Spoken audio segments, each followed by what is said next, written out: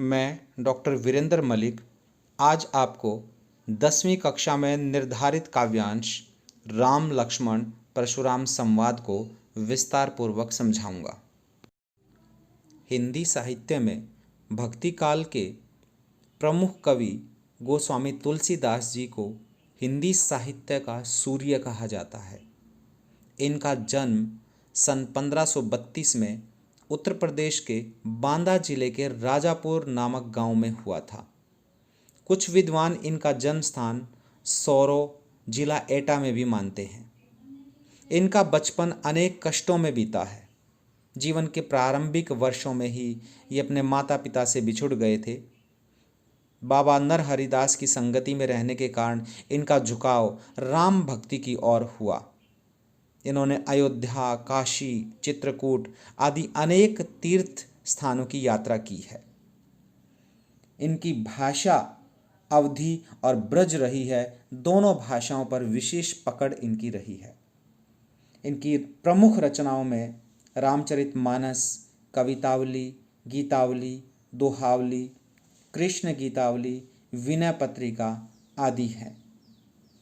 इनकी भक्ति दास्य भक्ति रही है, अर्थात इन्होंने भगवान श्री राम का दास माना है और इनके आराध्य देव श्री राम रहे हैं। इनके राम मानवीय मर्यादा और आदर्शों के प्रतीक रहे हैं। कविता के इस अंश की व्याख्या करवाने से पहले मैं आपको इससे परिचित करवाता हूँ। यह अंश रामचरितमानस के बालकांड से लिया गया है। सीता स्वयंवर में जब श्री राम के द्वारा शिव धनुष को तोड़ दिया जाता है तो ये समाचार मिलने पर परशुराम क्रोधावस्था में वहां पहुंचते हैं। शिव धनुष को टूटा हुआ देखकर वे आपे से बाहर हो जाते हैं। राम के द्वारा विनती करने और विश्वामित्र के द्वारा समझाने पर वे अंततः शांत होते हैं। इस बीच राम, लक्ष्मण और परशुराम के बीच जो संवाद हुआ उस प्रसंग को यहाँ प्रस्तुत किया गया है। परशुराम के क्रोध भरे वाक्यों का उत्तर लक्ष्मण व्यंग्य वचनों से देते हैं। इस प्रसंग की विशेषता यह है कि लक्ष्मण की वीर रस से भरी उक्तियां मन को मोहित कर लेती हैं। प्रस्तुत चित्र में परशुराम जी के समक्ष राम और लक्ष्मण खड़े हुए हैं और परशुराम जी उन पर क्रोध कर रहे हैं। क्रोध का कारण भी स्पष्ट है। श्री राम के द्वारा शिव का धनुष खंडित हो जाता है और शिव परशुराम जी के गुरु हैं। गुरु की कोई भी वस्तु अगर खंडित हो जाए तो शिष्य उसे सहन नहीं कर सकता और उसका क्रोधित होना अनिवार्य है। इस दूसरे चित्र में प्रभु श्री राम परशुराम जी के क्रोध को शांत करते हुए कहते हैं कि नाथ शंभु धनु भंजनी हारा, होई ही केऊ एक दास तुम्हारा। शंभु धनु शिव का धनुष, भंजनी हारा तोड़ने वाला, होई ही होगा केऊ कोई। प्रभु श्री राम कहने लगे कि हे स्वामी, अब ये परशुराम जी को संबोधित करते हुए कह रहे हैं कि हे स्वामी, भगवान शिव के धनुष को तोड़ने वाला आपका ही कोई दास हो सकता है और किसी में इतनी हिम्मत नहीं है कि वो शिव के धनुष को तोड़ सके। आयसु का कहिए किन मोही, आयसु आज्ञा, का क्या मोही मुझे। मैं आपकी शरण में आया हुआ हूँ, मेरे लिए क्या आज्ञा है, आप मुझे क्या निर्देश देना चाहते हैं, मुझे बता दीजिए। सुनी रेसाई बोले मुनि को ही। अब ये बातें सुन करके परशुराम जी को क्रोध आ गया। रेसाई मैंने होता क्रोध। बोले मुनि को ही, क्रोध में भरकर बोले, सेवकू सो जो करे सेवकाई। सेवक तो वो होता है श्री राम जो सेवा के कार्य करता है। सेवकाई होता है सेवा। अरिकनी करी करिय लड़ाई, अरिकनी शत्रुता का कार्य, करी करके, और जो शत्रुता का कार्य करता है वह केवल लड़ाई ही कर सकता है, वह सेवा नहीं कर सकता। सुनो राम जेहि शिव धनु तोड़ा। हे राम सुनिए, जिसने भी शिव के धनुष को तोड़ा है, मेरे गुरु के धनुष को तोड़ा है, सहस्र बाहु समसो रिपु मोरा। रिपु होता है शत्रु, सहस्र बाहु के समान वह मेरा शत्रु है। अब ये सहस्र बाहु की कथा आपको पता होनी चाहिए। परशुराम जी के पिता का नाम था ऋषि जमदग्नि और वो आश्रम में रहते थे। तो एक दिन हुआ क्या कि कार्तवीर्य सहस्र बाहु वहां पर उनके आश्रम में पहुंच गए। जमदग्नि ऋषि के पास कामधेनु गाय थी, तो उन्होंने ये कहा कि ये कामधेनु गाय मुझे दे दीजिए, क्योंकि सहस्र बाहु को ये भी पता था कि कामधेनु गाय से जो भी आप कामना करते हैं वह आपकी संपूर्ण मनोकामनाएं पूर्ण कर सकती है।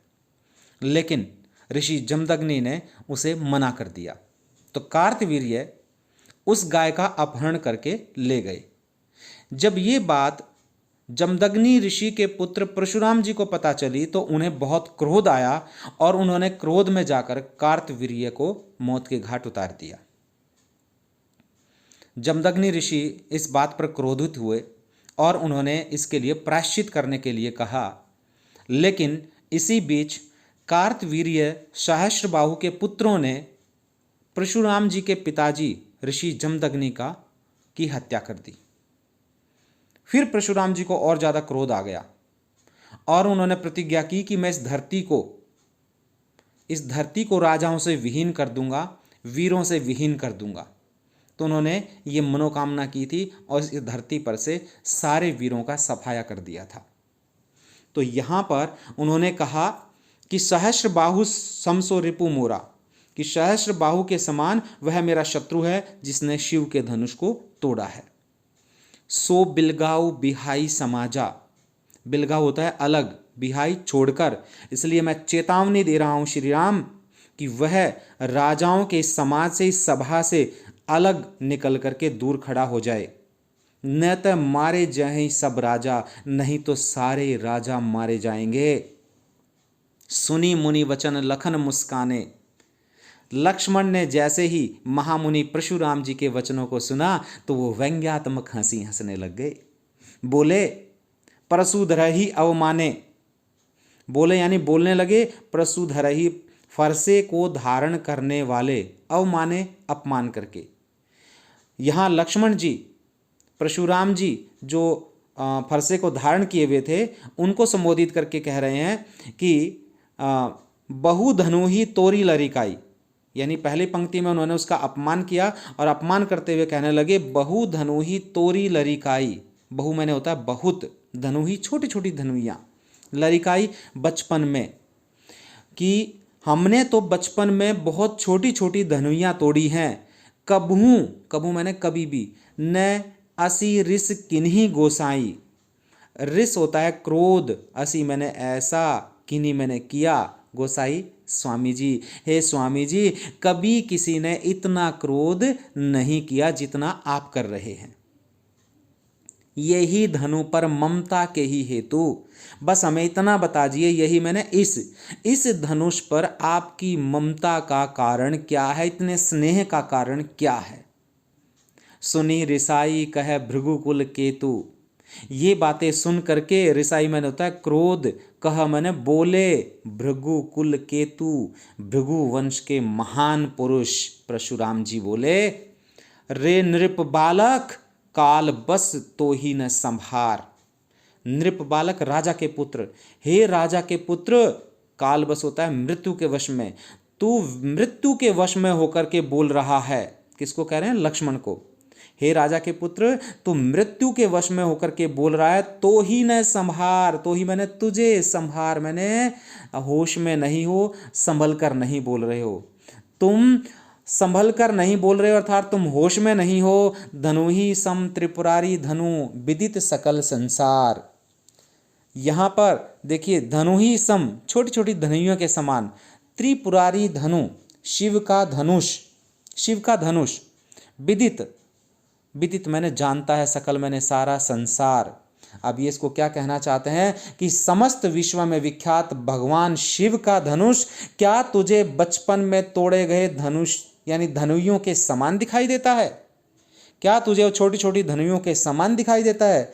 अरे बेवकूफ, वो तो महान धनुष है, शिवजी का धनुष है, तुझे उसका सम्मान करना चाहिए।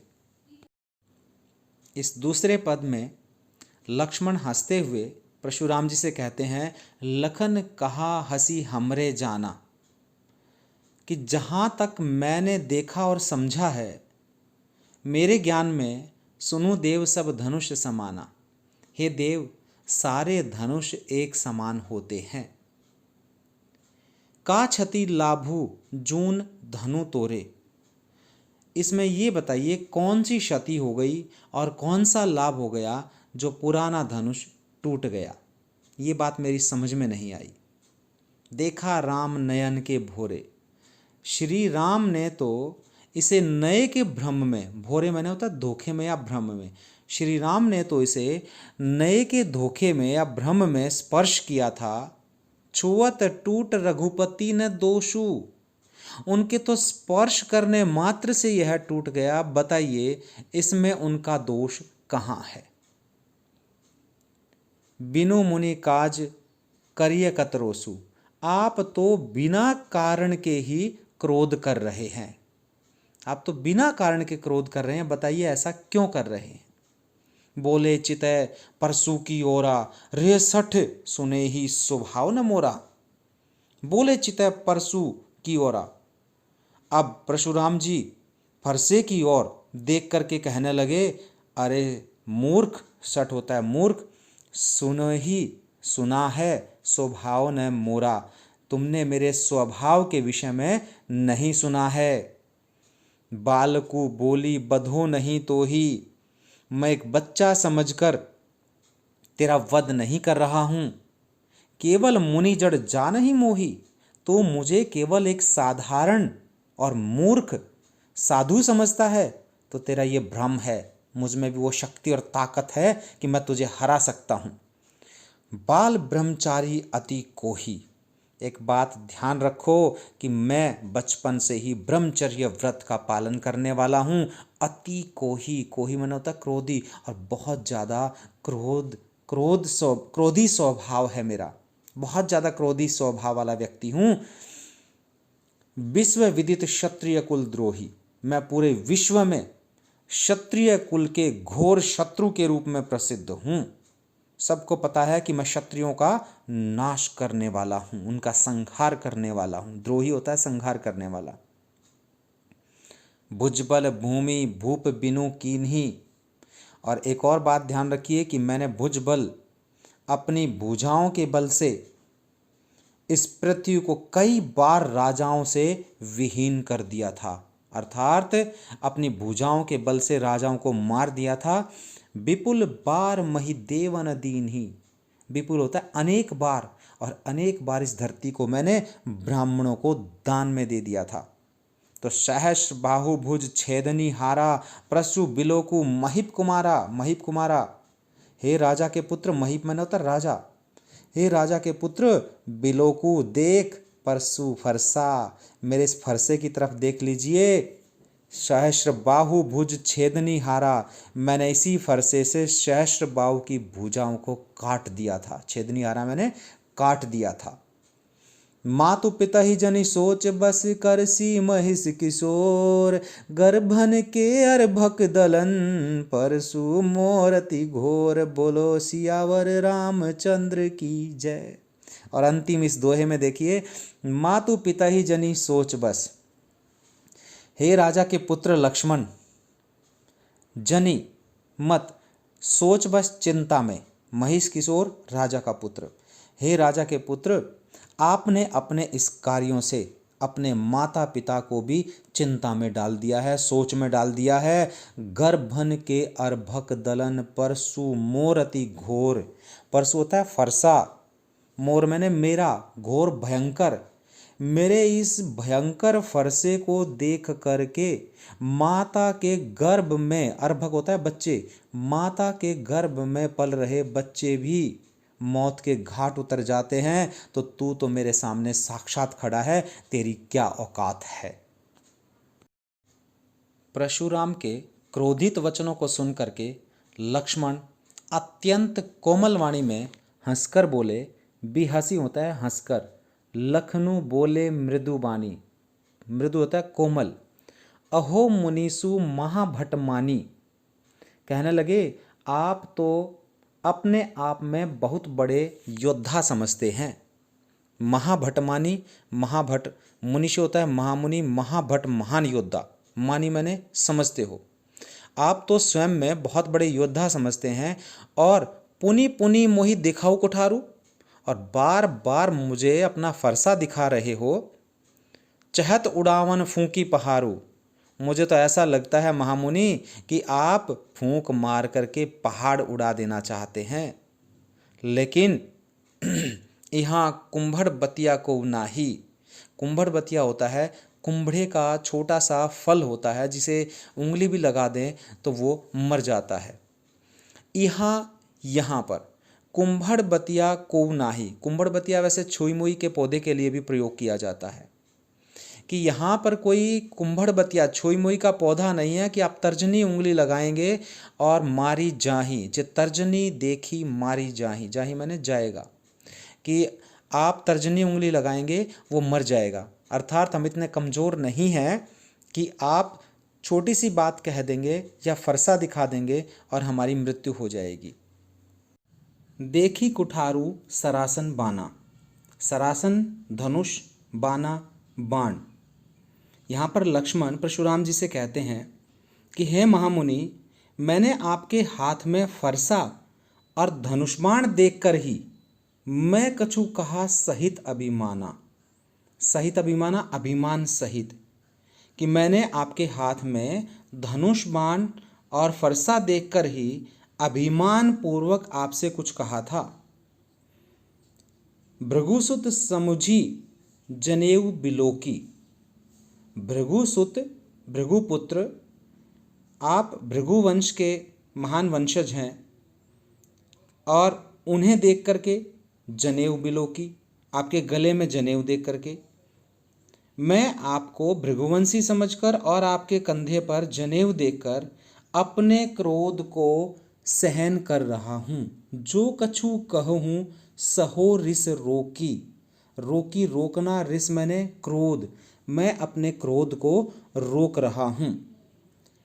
सुर महिसुर हरिजन अरु गाई, सुर देवता, महिसुर ब्राह्मण, हरिजन ईश्वर भक्त, अरु और गाय गाय। लक्ष्मण कहने लगे कि हमारे कुल की यह परंपरा रही है कि हम देवता, ब्राह्मण, ईश्वर भक्त और गाय पर, हमरे कुल इन्हें पर न सुराई, सुराई होता है वीरता, हमारे कुल में इन पर वीरता नहीं दिखाई जाती, क्योंकि इन्हें मारने से पाप लगता है। बंधे पापू अपकीर्ति हारे, बधे पापू मैंने पाप लगता है, बधे मैंने होता है वध करना, इनका वध करने से पाप लगता है। और अपकीर्ति हारे, अपकीर्ति होता है यश, अपयश, और इनसे हार जाने पर अपयश की प्राप्ति होती है। तो मारतहु पाँ परिय तुम्हारे, इसलिए यदि आप मुझे मार भी देते हो तो भी मैं आपके पैर पड़ जाऊंगा, आपकी शरण में आ जाऊंगा। कोटि कुलिस सम बचनु तुम्हारा, अब यहाँ पर फिर लक्ष्मण ने व्यंग्यात्मक उक्ति का सहारा लिया है और कहने लगे कि हे प्रभु, व्यर्थ धरहु धनु बाण कुठारा, आपका तो एक एक वचन करोड़ों वज्र के समान कठोर है। कोटि में होता करोड़, कुलिस वज्र के समान कठोर है। व्यर्थ धरहु धनु बाण कुठारा, आपने तो व्यर्थ में ही फरसा और धनुष बाण धारण किया हुआ है, क्योंकि आपका तो वचन ही ऐसा है कि करोड़ों वज्र के समान है। अगर वो शब्द आपने किसी पर प्रयोग कर दिए तो आदमी वैसे ही मर जाएगा, तो आपने तो धनुष और बाण व्यर्थ में ही धारण कर रखे हैं। और अंतिम दो पंक्तियों में दोहे में देखिए, जो बिलो की अनुचित कहे क्षमु महामुनि धीर, सरोष भृगु वंश मणि बोले गिरा गंभीर, बोलो सियावर रामचंद्र की जय। जो बिलो की, यदि मैंने आपको देखकर, बिलो की होता है देखना, अनुचित कहेऊ, कुछ गलत कह दिया हो, क्षमो महामुनि धीर, तो हे धैर्यवान महामुनि मुझे क्षमा कर दीजिए। सुनी सरोष, सुन करके, सरोष होता है क्रोध सहित, लक्ष्मण के ये व्यंग्य वचन सुन करके भृगुवंश मणि, भृगुवंश के महापुरुष परशुराम जी क्रोध में आकर बोले, गिरा गंभीर, गंभीर वाणी में कहने लगे। तुलसीदास जी द्वारा रचित इन तीनों पद्यांशों में अवधी भाषा का प्रयोग किया गया है और यहाँ पर दोहा चौपाई शैली का भी प्रयोग किया गया है। जहाँ तक रस की बात है तो यहाँ वीर रस की छटा विशेष रूप से दर्शनीय है। आगे के 3 पद्यांशों की व्याख्या सुनने के लिए इस वीडियो का भाग 2 अवश्य देखें।